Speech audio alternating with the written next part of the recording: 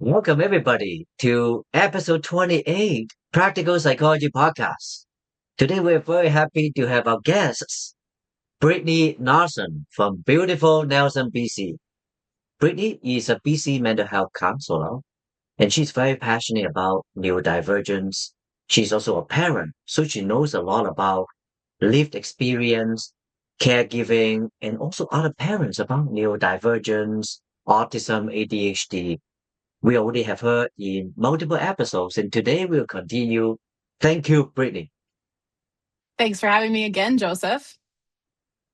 So, Brittany, last time we were talking about you run this group ongoingly to educate parents and also fellow clinicians about ADHD, neurodivergence, and their support.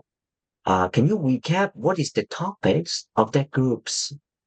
Yeah, so during week one, we sort of spent time locating ourselves in the work. Our personal, professional, and relational identities associated with neurodivergence, and sort of the hopes for the rest of the group experience.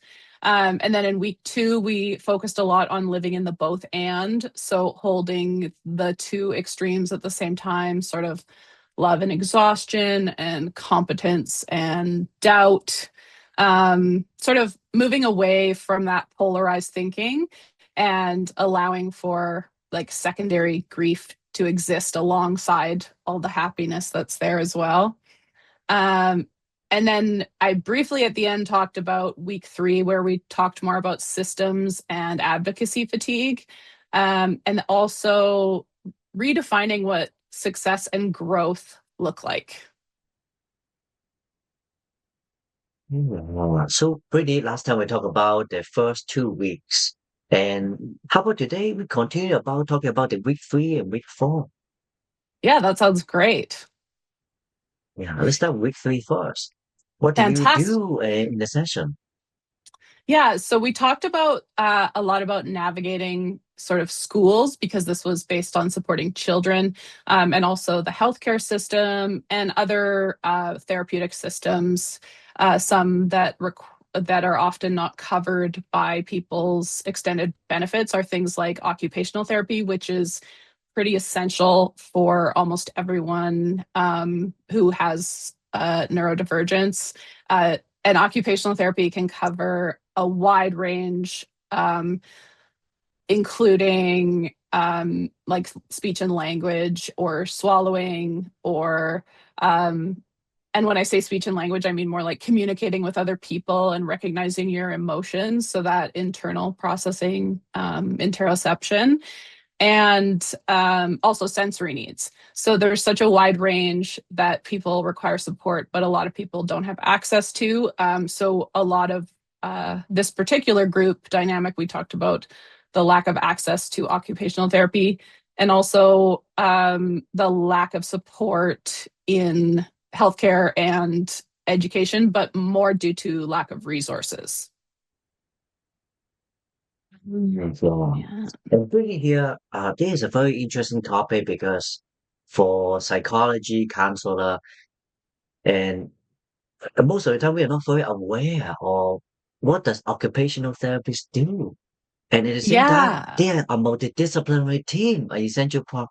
Can you tell us a little bit more about what is the OT do with the children from the day to day?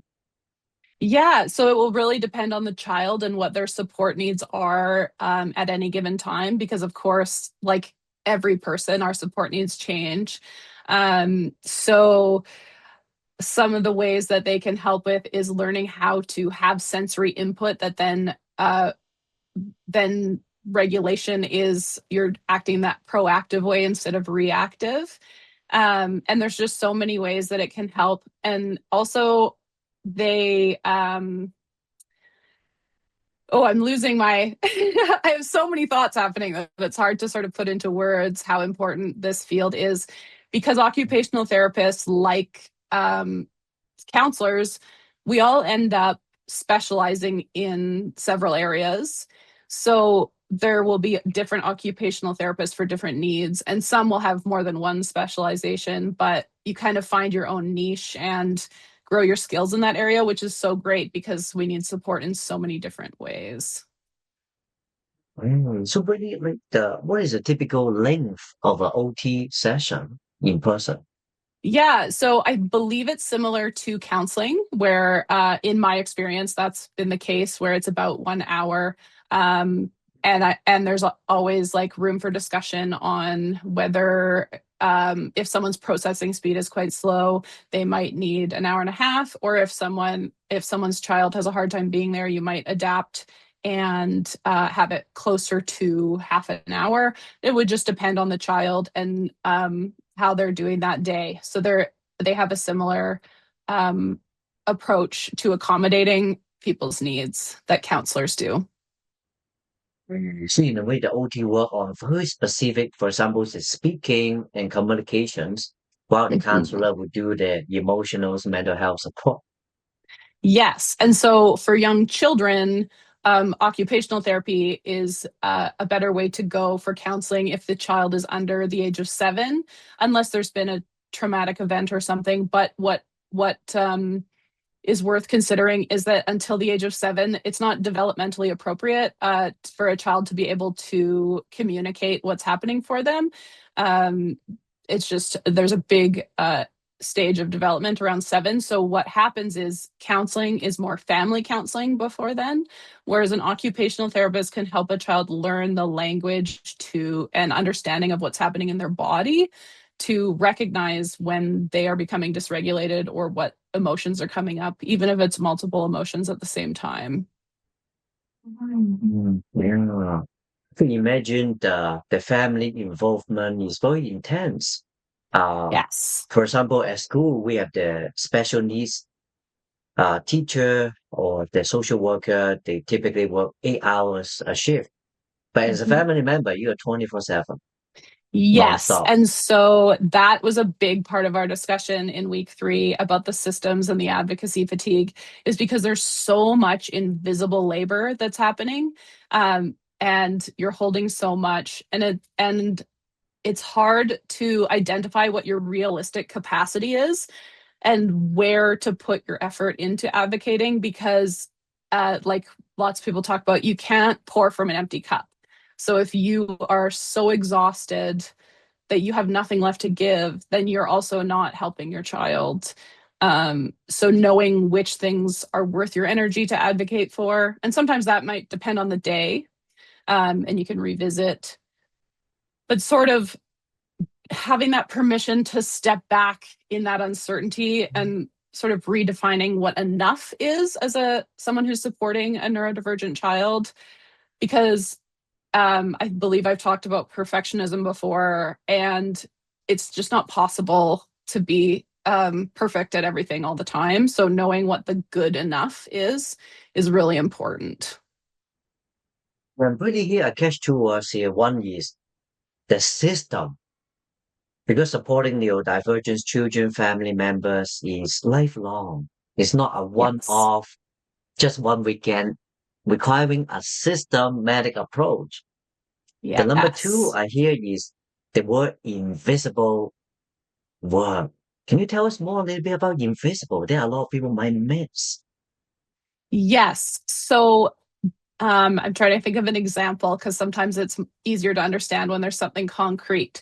So, for example, in my household, there's an individual who, if we're going somewhere, you cannot tell them until a specific time before we leave, because the anxiety that comes from waiting and knowing that something is coming will completely derail anything we go to do, whether it's a medical appointment or school or a family event or something like a birthday party that they're really looking forward to. It doesn't really matter. But what we've recognized is that they need about half an hour before we leave to hear that we're leaving, in order to remain regulated.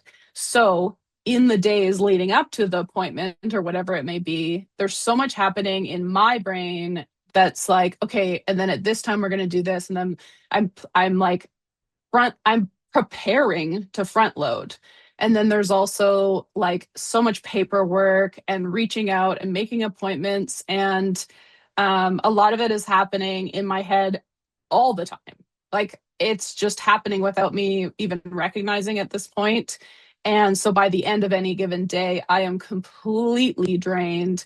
I actually, like my friends growing up probably would have described me as a night owl. And now I go to bed like not long after my children because there is so much invisible labor happening all day, every day.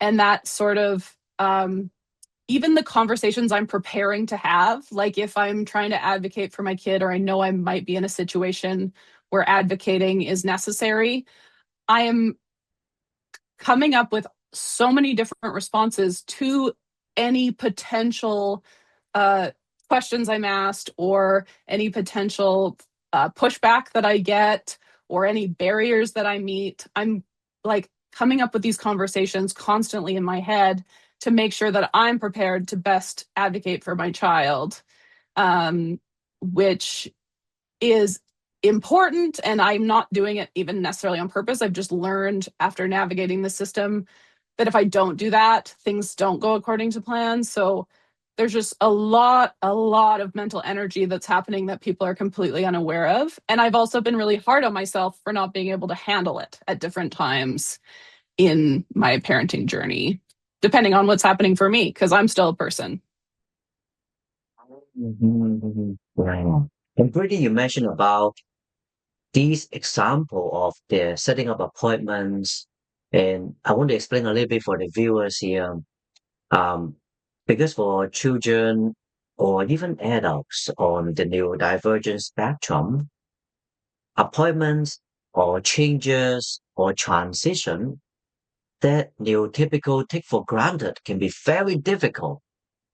So that's why Brittany Yes. is mentioning about all this extra planning and extra planning about what was going to happen. Those scenarios management is very Yes. important. Exactly. And because neurodivergence is what we call a dynamic disability, it means that our capacity can change from day to day. So it doesn't look the same on every single day. So people's accommodations also change every day and what they need.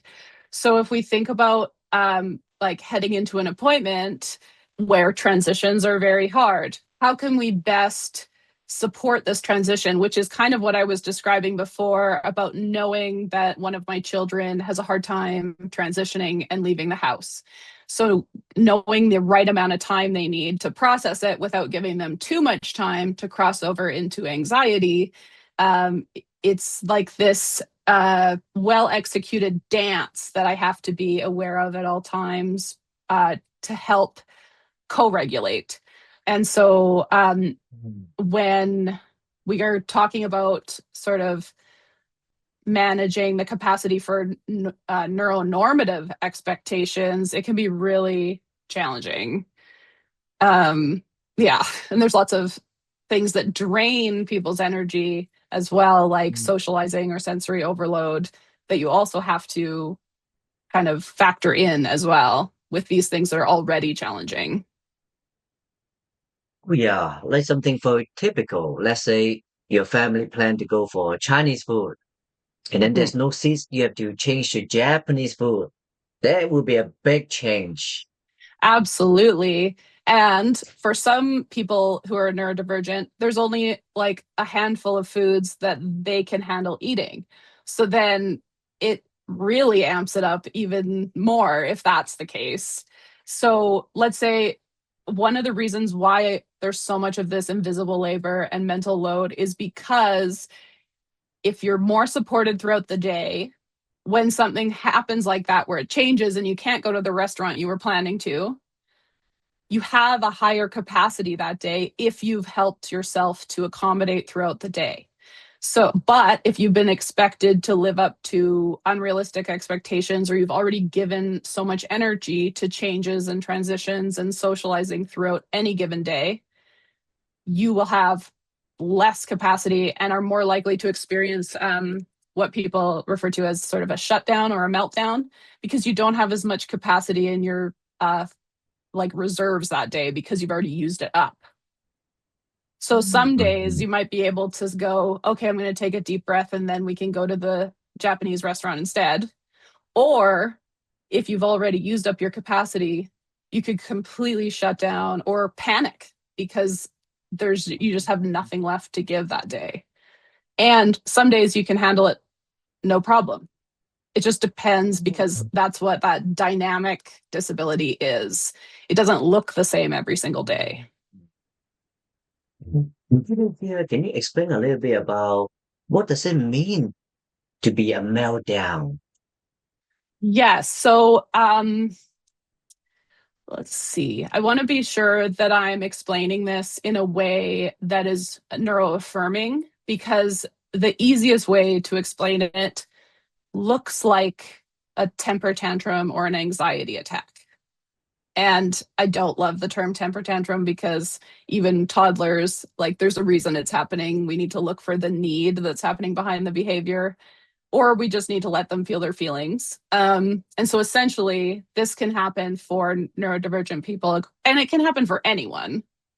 I want to be clear, this can happen for anyone, but it's just more frequent if people who are neurodivergent don't have that proactive sort of regulation happening, where they reach a point in their day, everything's been going wrong, they've used it all up, and then they might yell, or they, and this is completely out of their control. So I just want to it's like a volcano erupting from everything that you've handled. It can be for that day, for the last week, for the last month, and it all seems to come out in that exact moment. So for some people, they shut down, and so they won't respond. This is when some people who we'd say have, I don't love the word selective either, but selective mutism can happen, where you don't even have the capacity to be verbal. So you become nonverbal, and so that's the shutdown version, which is basically like, I'm so overwhelmed by my emotions that I can't do anything. But then a meltdown is essentially the opposite reaction, but the same thing happening, where everything has become too much. Things that you can normally handle, you cannot handle. And it can come out in all sorts of ways. For some people, it's more physical, like they need to sort of run away or thrash around, or some people, if they weren't sort of coached as younger people, they might lash out verbally, and everything's everyone else's fault. But really what's happening is a massive amount of anxiety and nervous system dysregulation. It's a physical experience as well as an emotional one. Mhm. Yeah. And Brittany, the reason I want to ask about this is because meltdown happens to every single human beings. And Mm. people use this term here uh, for some of the more technical term, as Brittany is mentioning, is when the situation is closer to our limit or even exceeding, it goes into an emotional crisis, pushing our emotional regulation limit. And then later on become a behavioral crisis, running Yeah. away and other things. So Yeah. it is important for people to realize this. Yes.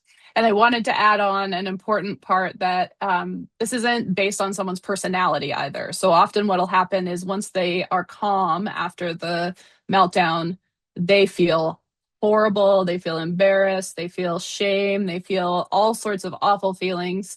So there is zero need to pile on to that. Anything you could say is probably not, yeah, it's just not helpful. Put it here, because we talk about the meltdown, the situation is exceeding the emotional regulation, causing the behavior emergency. Let's go a little bit back to co-regulate, Yes. co-regulation, because a lot of people are not aware of this term, and even why do I need to co-regulate? They haven't heard about this term at all. Hmm. Why don't we just So regulate ourselves? exactly. And I don't know a ton of adults who regulate themselves that well, unless they've put a lot of effort into learning how, um, and myself included. It took me a while, but I've finally gotten there. But the co-regulation piece is so important. So what I was explaining is, like, that reaction is completely out of the person's control. So the best thing to do is to make sure they're safe, and that you are safe. With young children, one of the best things you can do is sort of pull them aside or into a different room, where like shifting their sensory experience, as well as And the best and most important thing is that you remain calm and do not join their chaos. Because when someone else is elevated, it's a human nature that we then become elevated as well. Our like heart starts beating faster. We feel anxious. We want these big negative emotions to stop. We just want them to be gone.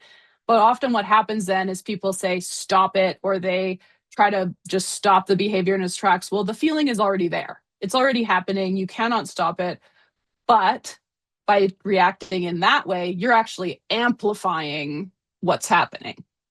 So it's really important to then keep yourself calm. That is the biggest part of co-regulation. And on some days for me, that just means not reacting at all. If I don't have the capacity to sort of be a helpful, calm co-regulator with my words or my actions, I'm just there and I'm silent and I'm keeping them safe. And that's some days that's all I have to give. So that's another one of these, like, you can never be perfect all the time. Sometimes my responses are fantastic and I'm really great at co-regulating. And some days I'm like meeting the bare minimum, but I'm still making sure I'm not like amplifying people's reactions. Yeah, to Brittney here, co-regulate means to support another individual to regulate their emotions. And we Yes. do it for So neurodivergence, we do it for couples, relationships, family members. We are naturally do it a lot. Every single human being. totally. So one of the best ways that it's like from theory. So is through dialectical behavioral therapy, or DBT, which was, I believe, developed by Martha Linehan. Am I right?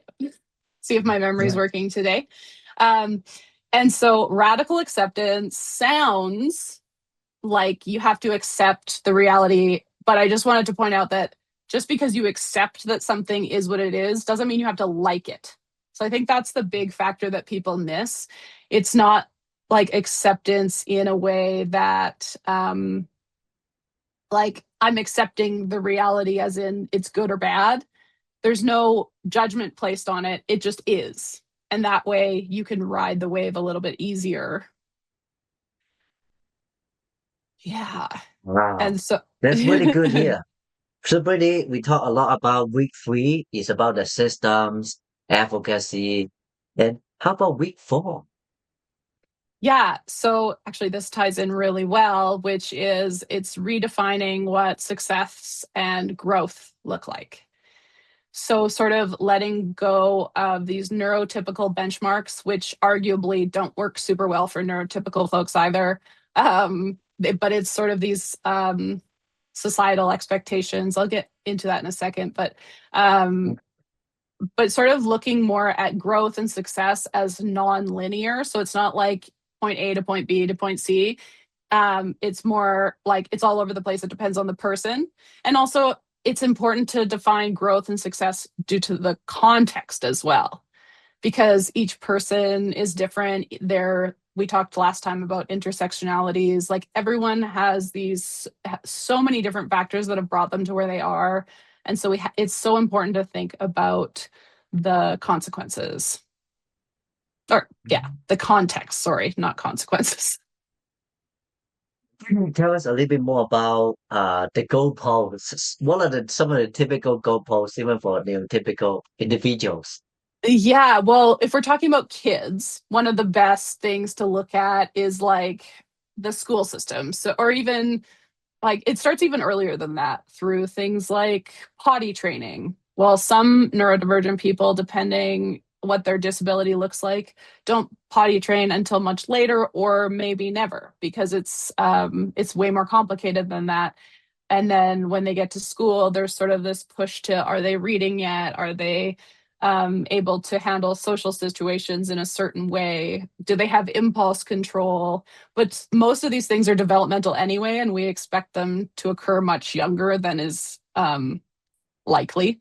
And so graduating high school, getting a good job, um, whether that's going to university or something else. I mean, each family system will have a different impact on that as well.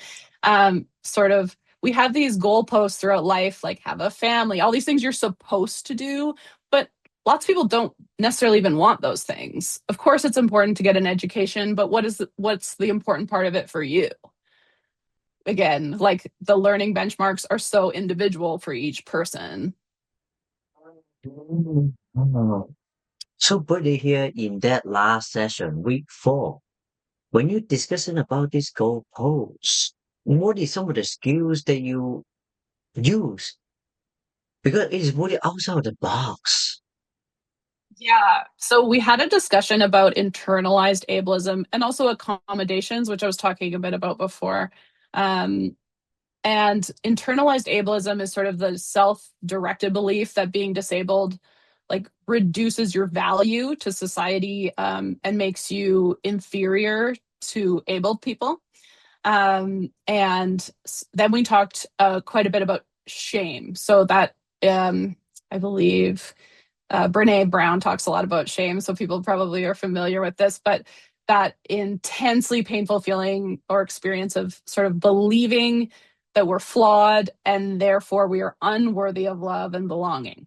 So something we've experienced or done or failed to do makes us feel unworthy of connection.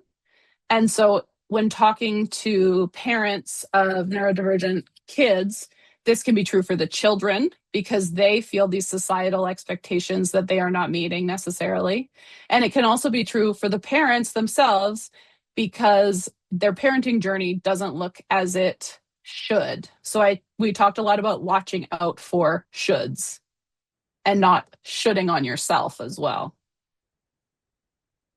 Oh, yeah, yeah, because there's a lot here about checking the assumptions because people grew up getting taught about all these concepts and then they have to actually explore outside this tunnel vision. Yeah, exactly. Because sort of we learn from a young age what types of skills or abilities or physical appearances or ways of interacting with other people or what types of success or productivity. All of these things we learn what is valued in any given society. We're talking about Canada specifically here, but a lot of them overlap or are different, but we learn them really early on without anyone ever saying anything about it. You're not like necessarily verbally taught these things, you just pick up on them from existing in a Mm. society. So when then you don't fit those like societally valued ways of existing, that's when the internalized ableism develops or the shame. And these things are also reinforced in systems that we interact with, as I was talking about week 3. So like schools and the government and healthcare, and when you're an adult, like workplaces. Yeah. Good idea. Because family members are supporting children or other adults of neurodivergence, Hmm. and they're trying to see outside of the box here. At the same time, because of the taboo, and they can feel very isolated. So, Yes. from your personal experience and professional experience, what are some of the things they can connect with other parents, families to talk about neurodivergence to get support? Yeah, so it will be very dependent on the community that you live in, but I do think it's a great idea to connect with other neurodivergent parents. There's lots of ways to do that online as well. Mm. Just to find that community and realize that while it's super isolating and it feels incredibly lonely and like no one understands, there are lots of people in this world who very much understand, but they're having the same experiences of isolation. Um, So, Brittany, what are some of the online forums, groups, typically for people to join or oh, to that's a check good out to read? question. So I live in a rural community, or a small city, I guess. And so we have like Facebook groups that are for parents Mm. to connect about where resources are located or where you might find things like that. And then there's community organizations as well. Um, in my area, one of the reasons why having these connections is so important is because our community resources are quite limited. in comparison to larger centers. So sometimes for certain things, we have to go to the bigger cities. In my case, that would be Vancouver, British Columbia. Um, so just kind of looking into where you can connect and what is sort of typical for your area.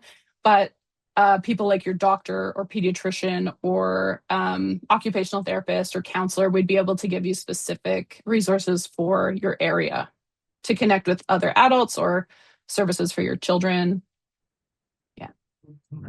Yeah, yeah. You mentioned about the online Facebook groups and other resources. Mm-hmm. Yeah. And so one of the things too we were talking about is boundaries. And that made me think of that with whether it's your friends who have kids and they don't quite understand, or whether it's with family members who don't understand neurodivergence, sort of having these boundaries, and also with your children as well, sort of that are protective, because having boundaries is both protective and connective. So kids, no matter what their neurotype, boundaries make them feel safe. They push back against the boundaries. They do not act like they like them. But if kids are given full reign, they're incredibly anxious and it's scary to them to be the one in charge. So that for kids is really important, but also it's okay to set boundaries with family who don't understand. Say, let's see, a common one and one that is experienced in my family is auditory sensitivities. So the sound of people chewing it feels physically painful to one of my children. And so when I thankfully have parents who have taken the time to learn, and also have my brother or their uncle and his wife. So they take the time to learn. And so in our house, we either have music playing, or my son can sit at a different table nearby, or he can wear headphones at the table to help it so that he can be a part of the experience, but without that extremely dysregulating experience for him. That is quite painful for him. But there's lots of people that would have different expectations of how it's polite to be at a table and how you treat your elders, or like how you act in other people's homes as well. Which, there's some discussion that can happen there with those boundaries. But ultimately, when someone has a disability, it's important to help accommodate as much as you can and know that they're not doing it to upset or hurt anyone. But there are lots of families where that's a hard thing to understand and learn, because behaviors can be challenging, and the response, of others can add to that stress for the parent, stress for the kid. And it's another, I guess, systemic barrier, but it's within the family system or friendship circles. You mentioned here, Brittany, about the boundary settings. It's just more beyond just the boundary settings, and also the meaning of the boundary settings is has to be adjusted too. So people don't Yes. take it personally. Yes, exactly. It's protecting both people. It's protecting the people who don't understand your boundaries, and it's also Mhm. protecting yourself and your kid, and sort of it's addressing everyone's needs. And some people will be Yes. resistant to your boundaries, and that's when you have to hold those boundaries, because we can't control what other people do or Mhm. say or how they act, but we can enforce those boundaries. Like, well, if you won't let my child wear um Mhm. a hat or hearing protection so that he feels safe at the table, then maybe we just have dinner at our house instead. So it's not necessarily even Mhm. cutting off the relationship. It's more about Mhm. adapting and setting the boundary, like, that doesn't work for us, but here's another option that we can do. So Because I'm in a not way, going to make my kids sit through a meal yeah, and then be dysregulated for several days afterwards. Brittany here, as you going along this information, because the lack of mental health awareness. can lead to these assumptions.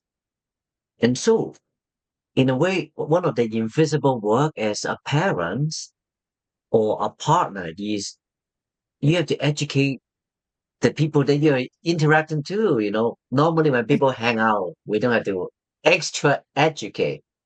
And now you have Yes. that invisible role. Yes, exactly. And there's a lot of time and energy spent on that. And it's become less energy over time because I've gotten better at it. And also, my understanding of neurodivergence has changed significantly as well. And there's more and more research all the time that's helping so that all providers, in theory, are learning these things. But it's a really complex issue. So even like holding a boundary and explaining why can be challenging when people don't have all that background information, because a quick explanation sounds really surface level, but there's so much more behind it that like I could spend years trying to educate people on just that one subject. It's so complicated and so individual, and yeah, so it makes it exhausting trying to sort of justify. So then that was another thing we talked about, was when to justify like Yeah. your child's behaviors, or when to just let it happen and decide you don't Mhm. need to do that day. Brittany here. So you have this ongoing group here, week 1, 2, 3, 4. What is the intentions and goals for you to run these groups? Yeah. So the more I work with parents individually or as couples in counseling, the more I was recognizing that the need for a space to connect with other people having these same lived experiences. So I guess it's similar to creating those connections I was talking about before in your community or online or whatever is accessible to you. So my intention is to host a group for parents 4 times a year, so that it's predictable for people. They can kind of expect when it's happening and whether they want to join multiple or just like once a year or whatever it may be, so that they have these opportunities to connect with other folks in similar situations. And as we know, even though similar, there's like the through line, it's still everyone's experience is completely unique. So we learn a lot from each other. And then I'm also working on setting up a few times a year a group that's similar for professionals supporting neurodivergent children, or neurodivergent adults as well. And then I'm also working on a asynchronous version, which means it would be do at your own pace. You wouldn't have the group connection, but you would be able to access a lot of the important information and discussion that happen in those 4 weeks. And I'm sure it will ebb and flow over time, but my website is a good place to see what's happening. I have a section for groups and workshops that I'm creating because I quite like working with groups of people, which was a surprise to me. So, yeah. There's certainly a lot of needs for group education for both parents, adults, and clinicians. Mhm. So, Brittany here, if any viewers, parents, clinicians have questions to want to ask you, what is the best way to connect with you? We'll also put it in the description of this video.